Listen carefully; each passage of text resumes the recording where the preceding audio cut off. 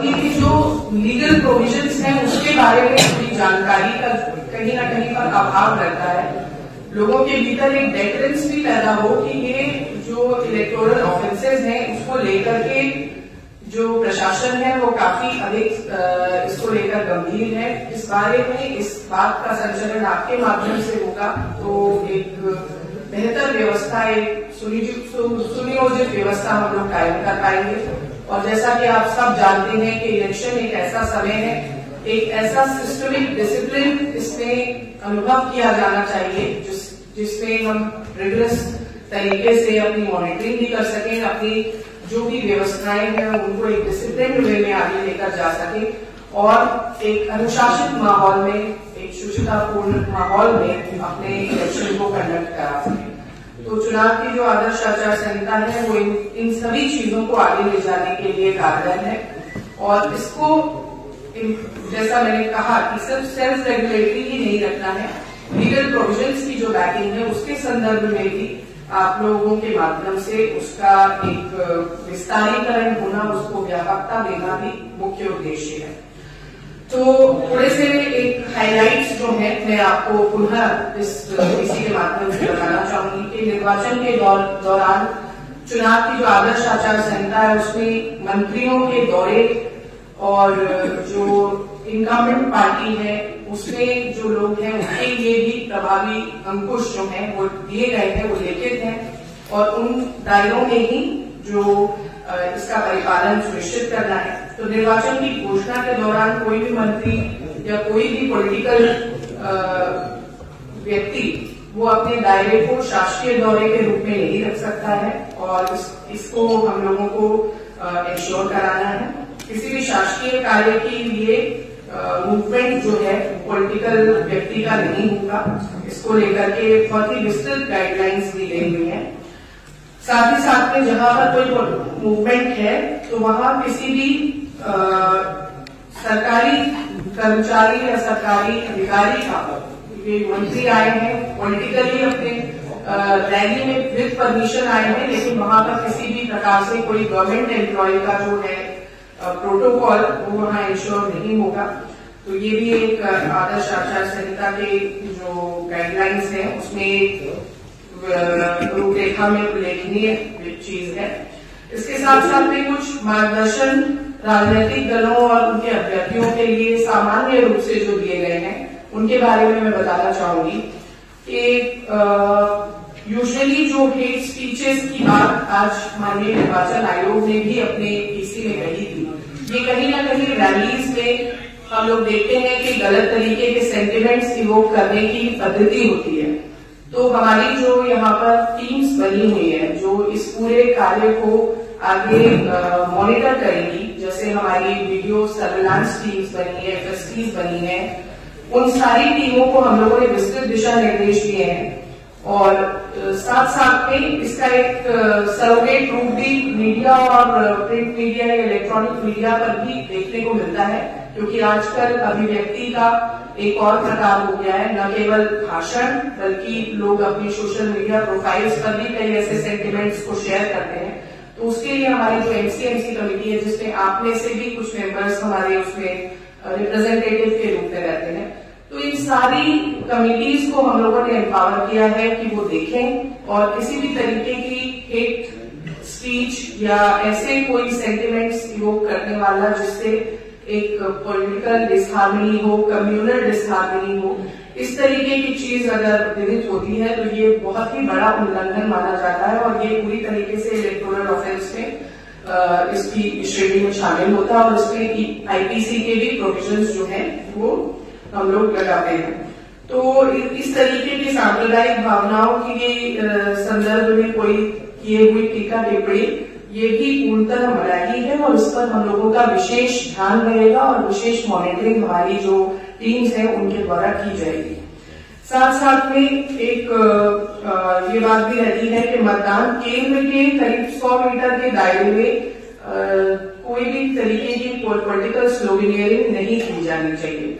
तो इसको लेकर भी सार्वजनिक सभाएं भी वहां नहीं की जा सकती है। इन चीजों को लेकर के भी हम लोगों ने विशेष व्यवस्था और अपनी टीमों को इस संदर्भ में अवगत भी कराया है और अगर ऐसा कहीं पाया जाता है तो उस पर कार्रवाई प्रस्तावित है। यातायात को नियंत्रित करने के लिए और बेसिकली यातायात नियंत्रण के संदर्भ में जो नंबर ऑफ व्हीकल्स है उसके मूवमेंट को लेकर कुछ गाइडलाइंस हैं। जितनी व्हीकल्स उनको अलाउ की जाती है पॉलिटिकल रैली में with permission, with due permission, वो उतने ही व्हीकल्स को लेकर के चल सकते हैं। अब कहीं भी अगर कोई एक कारकेड जैसा कारवा लेकर चलता हुआ कोई नजर आता है तो उसमें प्रभावी कार्रवाई त्वरित रूप से की जानी है। इसको लेकर भी आदर्श आचार संहिता की जो बेसिक गाइडलाइंस है उसमें इसका उल्लेख है। हम लोगों को ये भी इंश्योर करना है कि जो लाउड स्पीकर्स का प्रयोग है वो भी केवल सभा स्थल तक इसको नियंत्रित किया जाए और लाउड स्पीकर्स का जो इधर उधर प्रयोग है उसको प्रभावी रूप से नियंत्रण किया जाए। जुलूस या प्रोसेशन के आयोजनों पर भी रोक है, प्रभावी रोक है। विदाउट परमिशन तो कहीं भी नहीं निकाले जा सकते हैं। और जो पहचान पर्चियां हैं इसमें मतदाताओं को उनके द्वारा दी गई पहचान पर्चियां, यूजुअली जो पॉलिटिकल पार्टीज हैं ये पहचान पर्ची भी निर्गत करती हैं, तो इस पर कोई भी प्रतीक ना लगाए। जैसे बीएलओस के द्वारा जो पर्चियां हम लोग बीएलओ पर्ची कहते हैं, इसी प्रकार से जो पॉलिटिकल पार्टीज हैं वो उसके बूथ लेवल एजेंट्स भी इस कार्य को करते हैं, लेकिन उन कार्यों में कहीं भी वे केवल उसके फैसिलिटेटर की भूमिका में रह सकते हैं। वे अपने पॉलिटिकल पार्टी का या अपने कैंडिडेट का नाम या उसका कोई प्रतीक उसमें लगा करके उस तरह की पर्चियों को बांटने का कार्य एक पोलिंग के आसपास 48 घंटे के भीतर ऐसा कार्य ना करे। इस पर हम लोगों को प्रभावी अंकुश लगाना है। और आपको ड्राई डेज के बारे में भी अवगत है। जो पोलिंग डे पोल डे होता है उसके 24 घंटे, ये 48 है, 48 घंटे के पहले शराब वितरण या शराब को बेचने का जो कार्य है वो नहीं किया जाएगा। फिर ड्राई डेज हम लोग अलग से इसके लिए नोटिफिकेशन निकालेंगे और ये 48 है। तो ये कुछ बेसिक गाइडलाइंस थी जो राजनीतिक दलों के लिए या कैंडिडेट्स के लिए मार्गदर्शन के सिद्धांत थे। जो एक खर्च की सीमा है वो हमारे जनपद में जो पीसी है उसके लिए 95 लाख रुपए की व्यय सीमा है, जिसमें हर कैंडिडेट इतना व्यय कर सकता है और उस व्यय का लेखा जोखा उनको शैडो रजिस्टर में मेंटेन करना है। उस शैडो रजिस्टर को हमारी जो अकाउंट्स टीम है, जो सीटीओ के और डिप्टी इनके अधीन कार्य करेंगी, उन टीमों के अंतर्गत उनकी अकाउंटिंग की जाएगी और उनके व्यय का लेखा जोखा जो है वो रखा जाएगा। इसी प्रकार से किसी भी प्रकार की वित्तीय मंजूरी, किसी भी प्रकार का अनाउंसमेंट, मैनिफेस्टो के अतिरिक्त किसी भी प्रकार की गवर्नमेंट के द्वारा या कोई भी अभ्यर्थी के द्वारा या कोई भी पॉलिटिकल क्लास के द्वारा अनाउंसमेंट्स ऑफ मॉनिटरी नेचर पूर्णतः प्रतिबंधित है। ये भी एक मॉडल कोड ऑफ कंडक्ट का बेसिक प्रेमाइस है। इसको भी हम लोगों को देखना है। क्या करें क्या नहीं करें पे हम लोगों ने काफी विस्तृत चर्चा कर ली है। अब क्या चीजें होनी चाहिए इस पूरे मॉडल कोड ऑफ कंडक्ट के दौरान, उस पर थोड़ी सी मैं प्रकाश डालना चाहूंगी। जो है वो एक लेवल प्लेइंग फील्ड के रूप में अभी से पहले हो सकता है कुछ एक पार्टी विशेष के या कैंडिडेट विशेष के बहुत होर्डिंग्स लगे हों, बहुत तरीके का एडवर्टीजमेंट हो रखा हो, लेकिन आज की डेट से हर कोई उस ग्राउंड जीरो से शुरुआत करे। तो एक लेवल प्लेइंग फील्ड को इंश्योर करना प्रशासन की सबसे बड़ी प्राथमिकता है। और इसी के चलते आप देखते हैं जो डिफेसमेंट जो किया है उसमें जो हटाने की कार्रवाई की जाती है उसको कई बार बड़ी गलत दृष्टि से देखा जाता है। लेकिन ये बात मैं राजनीतिक पार्टियों की जो बैठक है उसमें भी पूर्णतः ये कहूंगी कि लेवल प्लेइंग फील्ड का जो एक मुख्य उद्देश्य है, फाउंडेशन है हमारी डेमोक्रेसी की, उसको इंश्योर करने के लिए ये कार्य किया जाता है। ये किसी के सेंटिमेंट्स हर्ट करने के लिए, कई बार वो तोड़ फोड़ या हटाने के चक्कर में बहुत विभत्स हो जाता है, इसलिए कई बार लोगों के सेंटिमेंट्स भी हर्ट होते हैं। लेकिन ये सभी चीजें इसलिए सुनिश्चित की जाती है ताकि एक सार्वजनिक प्लेटफॉर्म पर हर कोई उसी लेवल से शुरुआत करे। आज की डेट से इलेक्शन अनाउंस हुआ है, उसी लेवल से ग्राउंड जीरो से सब स्टार्ट करें। तो ये लेवल प्लेइंग फील्ड की बात जो है वो सबसे पहली बात है जो हम लोग इंश्योर करते हैं। उसके बाद फिर केवल नीति विशेष पर आलोचना, ये जो मैंने कहा अभी स्पीचेस पर हम लोगों की विशेष ध्यान रहेगा और उन स्पीचेस में ऐसा कोई कंटेंट जो व्यक्तिगत टिप्पणी है या किसी के धर्म विशेष या समुदाय विशेष को हर्ट करता हुआ सेंटिमेंट है, इन चीजों पर विशेष निगरानी रहेगी और ऐसे कोई भी चीजों को हम लोगों की नजर से बचेगा नहीं। आप लोगों के माध्यम से भी वो चीज प्रस्तुत होगी। जैसा कि आज निर्वाचन आयोग ने भी कहा कि प्रेस एक नेचुरल अलाई है और उसी के रूप में हम लोग भी अपने इस जनपद में आप लोगों को देखते हैं। आपके माध्यम से भी कोई चीजें आती हैं तो उसको कंस्ट्रक्टिव रूप से उस पर हम लोग प्रतिक्रिया व्यक्त करने के लिए प्रतिबद्ध हैं। उसके बाद फिर एक व्यवधान मुक्त और शांतिपूर्ण एक एनवायरमेंट हमें क्रिएट करना है। ये हमें डूज में हमारी प्रमुख रूप से जिम्मेदारी है और जो भी निषेध और प्रतिबंध लगे हैं उनका समुचित अनुपालन इंश्योर करना है। अव्यवस्था पैदा करने वाले व्यक्तियों का चिन्हीकरण, अभी तक जो एनफोर्समेंट और प्रिवेंटिव कार्रवाइयां हुई हैं रेस्ट एश्योर्ड वो और इंटेंसिफाई होकर इन 1.5-2 महीने में की जाएगी। तो कोई भी गलत सेंटिमेंट्स लिए हुए जो व्यक्ति है वो इस कार्य में लिप्त है तो वो किसी भी तरीके से कानूनी पेचीदगी से बचेगा नहीं।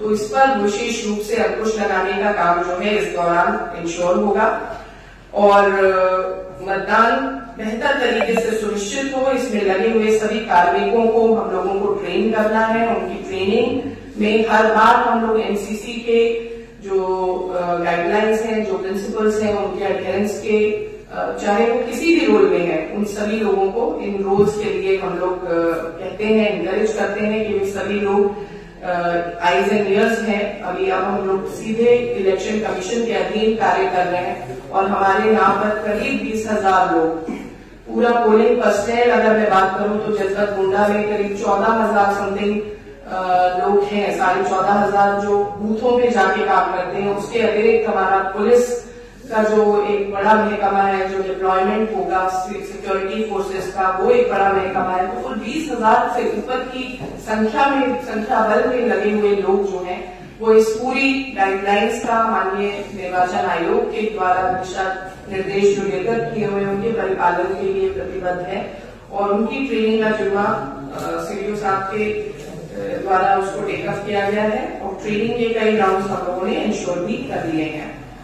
तो कुछ बेसिक प्रीमाइस में मैंने आपको ये बात बताई कि आज से जो आदर्श आचार संहिता है उसके लागू होने के बाद किन किन बातों पर हम लोगों का बेसिक एजेंडा हमारा रहेगा, किन बातों पर हम लोग ध्यान देंगे, किन चीजों पर हम लोगों का हमारे ऊपर है और इसको हम बहुत ही कड़ाई और बहुत निष्पक्षता के साथ पूर्ण कराएंगे।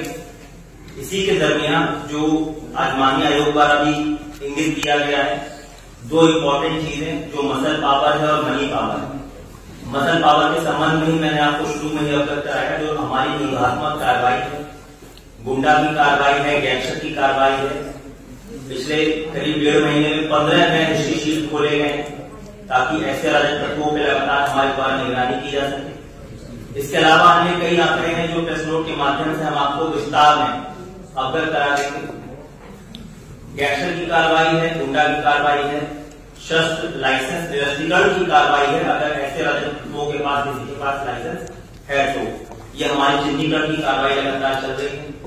दूसरा जो मनी पावर या और जो इन्फ्लुएंसर्स होते हैं, अवैध शराब के विरुद्ध लगातार गोंडा पुलिस एवं आबकारी विभाग द्वारा संयुक्त रूप से कार्रवाई की जा रही है और कल भी थाना नवाबगंज क्षेत्र में बड़ी मात्रा में अवैध शराब, कच्ची शराब जो बन रही थी उसकी लहर नष्ट की गई है और बरामदगी भी हुई है। उसका भी प्रेस नोट आज आपको अलग से उपलब्ध करा दिया जाएगा। आगे आने वाले समय में आप देखेंगे कि इसकी कार्रवाई में और तेजी लाई जाएगी और बाकी हमारा इंटरेक्शन चलता रहेगा। इस बीच भी जैसा कि डीएम साहब ने भी बताया, इस पूरे कार्यक्रम को संपन्न कराने में आप लोग हमारे नेचुरल लाइफ के रूप में हैं एक और चीज बस मैं इस मंच के माध्यम से कहूंगा, जो माननीय आयोग ने भी उस ओर ध्यान केंद्रित किया था, miss information campaign. Social media पे भी जो गोंडा पुलिस के सोशल मीडिया सेल है वो 24 घंटे निगरानी रखे हुए हैं।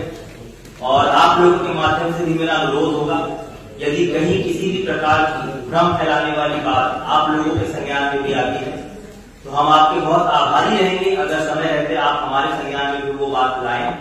और आप ही ऐसे माध्यम हैं जो भ्रामक तथ्यों का खंडन करते हुए सही तथ्यों को और हमारे पक्ष को लोगों के बीच पहुंचा सके, ताकि इस जो ये पावन कार्य है, एक बहुत ही पुनीत कार्य है, इस चुनाव के दृष्टिगत जो लोग अपना वोट डालेंगे और अपनी सरकार चुनेंगे, इसमें कोई अराजकत्व व्यवधान उत्पन्न न कर पाए। इस संबंध में बस आप सभी लोगों से सहयोग अपेक्षित रहेगा और हमारी ओर से हम आपको आश्वस्त कराते हैं पूर्ण रूप से शांतिपूर्ण तरह से और पूर्ण रूप से निष्पक्ष तरीके से ये मतदान का कार्यक्रम हम संपन्न कराएंगे। धन्यवाद।